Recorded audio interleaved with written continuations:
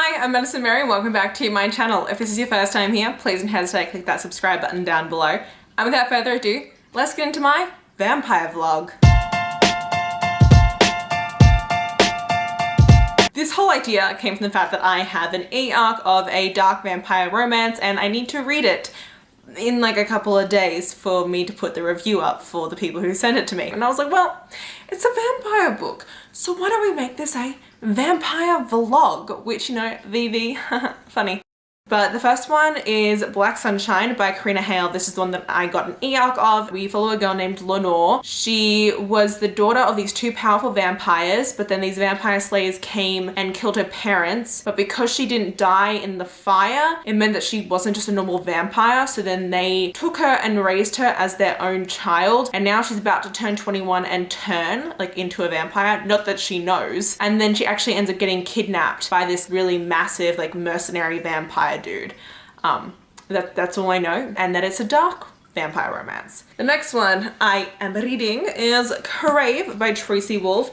I actually have negative idea what this is about. I know there's like a bunch of different like paranormal stuff in this, like it's not just vampires. Oh, she's a mere mortal among gods or monsters. Okay, so I'm guessing she's human. She ends up falling for Jackson Vega, who's a vampire. It seems like it's a bit of a mixed series, but I'm intrigued. This one's YA. So the first one was adult, this one's YA. And then the last one I'm reading, I don't actually know much about it. It just popped up on my Instagram the other day. And the one I found was called Law and Lust. It just popped up on my feed and I was like, oh, that's a really pretty cover. So I clicked on the author's profile and in their bio, it said Law and Lust, a queer vampire romance. And I was like, oh my God, queer vampires? So I don't know if it's YA or adult, but I'll find out. And like, I haven't heard anyone talk about it. It's indie published. The author has less than 1K followers. So I'm just like, well, I'm gonna read this one that I've seen no one else talk about because it looks really pretty and that's it. It's pretty and it's queer. Do I need more of a reason? No. So anyway, I'm going to continue reading Black Sunshine and I will update you. That's it. Goodbye. Hey, okay, so I do want to quickly talk about Black Sunshine because I am 40% through the book. Considering that it's like a, God, what did I say? Like a 500 and something page novel. I'm flying through it. I'm quite shocked. I thought it would be like a lot denser, but I guess because it is like a paranormal urban fantasy, I'm not like having to really learn about like the world because it's our world. I'm just learning about the vampire lore of this world, which is really unique. I don't want to go too much detail on like what the vampires are like in this because like that's kind of the fun of getting to know this one. I will say though, they don't die by like sunlight or anything like that. There's only 3 ways to kill vampires in this world, and that is with this special blade that vampire slayers have: decapitation and fire, which is what I said before because that's the reason why ḽeഏ is so special, is because she didn't die by fire, which means she's not like an ordinary vampire. There's something like special about her. And like I said, 2 weeks prior to her 21st birthday, she feels like she's been stalked lately, like there's people following her, some things aren't adding up. One night she ends up getting into an Uber and lo and behold, the person in the Uber is actually kidnapping her. It's actually a really great whole aspect of this story because it's very realistic when she realizes like she's been to this party, had a couple drinks, calls an Uber home because like shit's just not going well at the party, begins to realize slowly as she's in this Uber that some things aren't adding up. She tries to think of ways to escape, she fights back. Like this book is very realistic. It's just some of the more modern nuances, I guess. It's always really weird because there are times in this book where like they mention shapeshifters and she goes, oh my God, I read shapeshifter erotica on my Kindle, and I'm like, why is that in this book? So like there's that kind of stuff. But yeah, no, she gets kidnapped and then she wakes up, she's in this basement and there's this quite impressive vampire there. His name is Absalon, but he kind of basically says that he's kidnapped her because she's special. There's some rumors about who her true parentage really could be because she's clearly not just a vampire, and he is helping her go through her turning so that he can then auction her off to the highest bidder. And it's really interesting because while this is called like a dark romance, it's definitely on the tamer side of dark because the dark part of this so far in this first 50% is the fact that he has kidnapped her and he like has her tied up and he doesn't really do anything against her will at all. The way that she's kind of reacting to everything makes a lot of sense. It takes her a while to even be like vampires, but then she's like, okay, maybe it does make a little bit of sense. So it all comes together very naturally, and I actually really like the pacing of this. There are like a couple things that are like a little bit cringy, but I kind of expected it to have some cringy moments. I will say, so female vampires, they turn when they turn 21. Male vampires turn when they turn 35. But there's a line that says, and if you don't identify as male or female, you will turn at any age between those. And I was like, thank you. I appreciate that inclusion. Overall, I'm really enjoying it. And you know, there are some really hot scenes in here. This isn't a spoiler. She feeds off him at one stage and oh my God, it was so sexy. Her feeding off him was hot AF. Oh my God, it was so good. So I just want to give you an update to say that, yeah, at the moment, I would say it's like a 4. Yeah, it's a 4-star book at the moment. I don't know if it's going to become a 5. I think there'd have to be some pretty shocking revelations and stuff. That's it, and I will catch you up tomorrow. Yeah, bye. Hey, okay, so I finished Like Sunshine and I loved it so much. I know, should I speak about, no, I don't think I did. So I've read, God, in the last couple of years, like one other really great smutty vampire book, and the blood play and the sex in that was just like amazing. And it's been a while since I've kind of read any super stellar sex scenes. And I think like the last time I read one that I was like, oh my God, this is amazing, was Go Deep by Rosie Adams. And this book hit it out of the park. It hit all the little notches that I was looking for when it came to sex scenes, and because there was blood play, it was even better. Like some people are gonna be watching this and be like, what the F is going on? But I don't know. Vampire sex, there's something just super sexy about it. I'm deciding between a 4.5 and a 5 stars just because like the ending did feel a little bit rushed, and the author did leave a note at the end saying that she really fell in love with the story, and while it is a standalone for like the couple, she does want to write more in this world and maybe like another book following this couple, which I can understand because there's still so much left to explore. So if I were to rate this as like a standalone, nothing else is happening, I think that would make it a 4.5. There are like little plot things that aren't resolved, but if it's going to be continued on, then it's definitely worth 5 stars. I do want to say that there are scenes in this that, you know, do involve like cutting to get blood out, so do be aware of that if that does, you know, really affect you. There is mention in this about abuse and rape and things like that. You don't get anything on page, but there are characters who talk about it and like their own different experiences. I loved their relationship developing. It was just amazing because Absalom, he was always like, I want you for my own, but I can't like let down my guard. And then slowly he let down his guard and he like showed her all of himself and like the beast that's inside him, and she was like, I see you for who you are and I still love you. And then she was like, she felt like she was a monster because she, you know, bloodlust and things like that taking over her, and she's like, I don't get like why you would ever think anything good of me, like from some of the things that I have done recently. And he's like, we are one and the same, like you are mine for the ages. It was so good. It's also on Kindle Unlimited, so if you do have that, then it is for free. Oh, by the way, this t-shirt I'm currently wearing is from Halle Lovely Box. It says, cancelling all my plans so that I can read another book. You can use my code PRINCESS15 to get 15% off. You can get 15% off your entire order. So like if you order like 3 things, each of them will be discounted 15% off, and it is so worth it. Now that is it. I will catch you up when I start the next one. Bye bye. Hey, what's up? Okay, so it's been a little while. I've been busy. But it is currently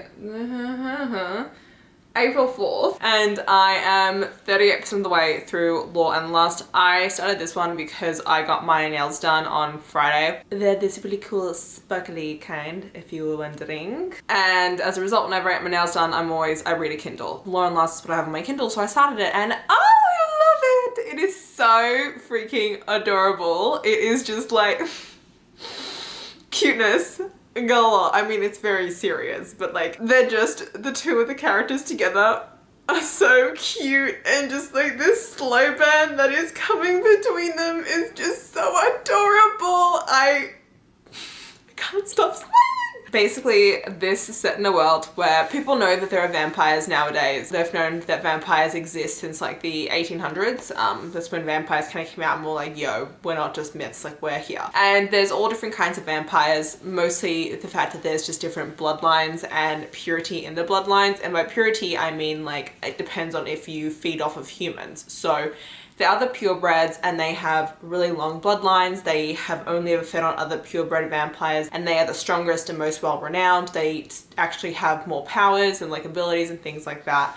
And then you have like the first generation, second generation, third, blah, blah, blah, all the way down to like the low level vampires. And so we are following Nino and Haruka. And Haruka is our main vampire that we're following. He comes from a Japanese bloodline. It's very well renowned. He is one of the only purebreds in England at the moment. He has not had another purebred to feed off of in 6 years.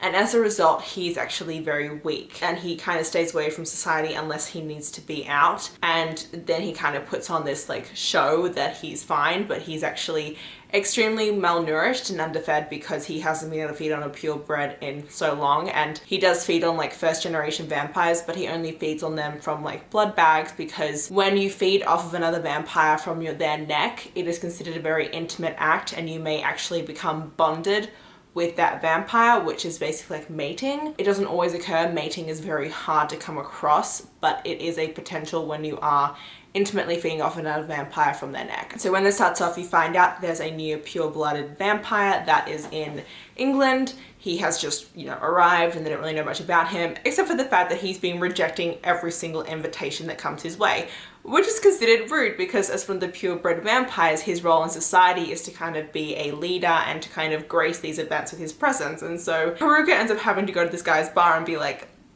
what's going on? Why aren't you there? And Haruka's very prim and proper. He's very sophisticated. He speaks in very formal language and he goes to the bar and he meets Nino, and Nino is from this very well-renowned Milan bloodline in Italy, and he's actually older than Haruka is. Haruka's 101 and Nino's 112. But he acts so just like blasé and chill and childish, and Haruka's just like, what is going on here? He ends up taking on Haruka's invitation to come to Haruka's house and to learn like a couple things, because Haruka is a historian, which is like a vampire historian, and that's how their relationship begins. And you know, you can make some guesses as to where it's gonna go. Obviously I've heard it's extremely slow burn. This is queer, you know, they're two men. There's a lot of talk about how vampires have been very accepting of same-sex and gender fluidity and things like that way before humans were, and they have a lot of conversations about that. There is some talk in here about it's not rape, but it's the vampire equivalent to that when it comes to forceful feeding. So that was a little hard to read, but I mean, just so you know, that's in there. They're just so adorable together. I cannot help but smile my ass off. So if you're looking for a male-male queer vampire romance, please check this out. Do know, I'm like I said, I'm 30% in. This is very, very slow burn, but I am so here for the slow burn. It is like, it just makes all the tension and the cuteness. It's so good. It's so good. Oh, I love it. I love it so much. Yeah, I will catch you up later. Bye bye. Hello, what is up? Just got finished filming a couple, well, 2 videos. And I got some TikToks to film. I am exhausted. I've had a very long week. But I do want to update and say that I'm currently 77% into Law and Lust, and I'm still loving it. Things are finally getting like steamy between the two of them. It is definitely really interesting, their relationship, because it's clear that Nino is really into Haru, that he wants to, you know, have a fully romantic relationship with him, but we just learnt the reason why Haru doesn't want to be bonded and his whole history with, you know, bonds in vampiric society. And so I love it so much. The second I pick it up, like, it's an effort to actually stop reading it and go to bed. I cannot foresee it not being a 5-star book. I will update you once I have finished Law and Lust. Yeah. Bye. So I finished Law and Lust last night, gave it 5 out of 5 stars. I loved it. Oh, the progression of their romance is so cute and they're just adorable together, and like by the end it gets very, very steamy. Like, wow, like hella steamy. Like, it's slow burn, But then once they like, you know, start getting into each other, it's just like, wow. Definitely like not as smutty as ɪᴛᴏᴛᴛᴇʀ, which had like a lot of like details and blood play and things like that. But I freaking adored it. I do want to pick up the sequel, but I'm not exactly like in the mood to continue on reading vampires right now, so I'll get to that in a bit. Now, you're probably thinking, you're not in the mood to read vampires? Like, you still have one more book. Like, what about Crave? So like I started Crave a couple hours ago. And I got 31 pages in and I am DNFing it. It is awful. I can see like young teens loving this, and I can understand why there are people out there who freaking adore it and why it has like a high rating on literally every platform. But as a seasoned reader, I cannot do it. And I was like, oh my God, like, do I push through? Do I finish this like 600 and something page book for this vlog because I said I would? And you know what? I don't have this time in my life. I don't have the time in my life to read this because it is not it at all. For example, let me read you a line. Like, he has a scar down like from his eyebrow to his lip, and she goes, it should make him less attractive, should do something, anything to negate the incredible power of his looks. But somehow the scar only emphasizes the danger, turning him from just another pretty boy with angelic looks into someone a million times more compelling, a fallen angel with a bad boy vibe for miles, and a million stories to back that vibe up. And then right after this, he like moves his long hair so that she can't see it anymore. And then she reaches up and cups his face and is like, that must have hurt. And I'm like, no. I was cringing every couple of sentences that it took me like an hour to read 31 pages. And I can normally read 100 pages in an hour. Like, that's something that happens. If I love a book, I can read 100 pages an hour. 30 pages in an hour. Because I just kept being like, why? What is this? Why am I doing this? Oh my God, should I keep like, oh, I can't. So yeah, this is not happening. I'm DNFing it. I think this is like my, God, is this my first DNF of the year? I think that might be my first DNF of the year. Oh my God, that's too funny. This vlog is going to be a lot shorter than I thought it was going to be because I'm only reading 2 books for it instead of 3 because this is not it. Please let me know if you do end up picking up ɪᴛᴛᴛᴇʀ or Law and Lust because they were both 5-star reads. They were freaking amazing and I highly, highly recommend them. This was not it. I do also want to recommend Queen Takes Nights by ᴛᴡɪᴛᴛᴇʀ. I read that book I think 2 years ago now. It's a great, extremely smutty vampire romance that is, you know, I think. It's extremely like polyamorous with everything, with the way that it works, and it's really fun and it was awesome. The blood play in that was delicious. So that's another recommendation. I can at least give you 3 recommendations in this video, even if I only read 2 books. If you did enjoy this video, please hit the like button down below. If you want to see more of me, subscribe to my channel, and until next time, thanks a bunch everyone. Bye.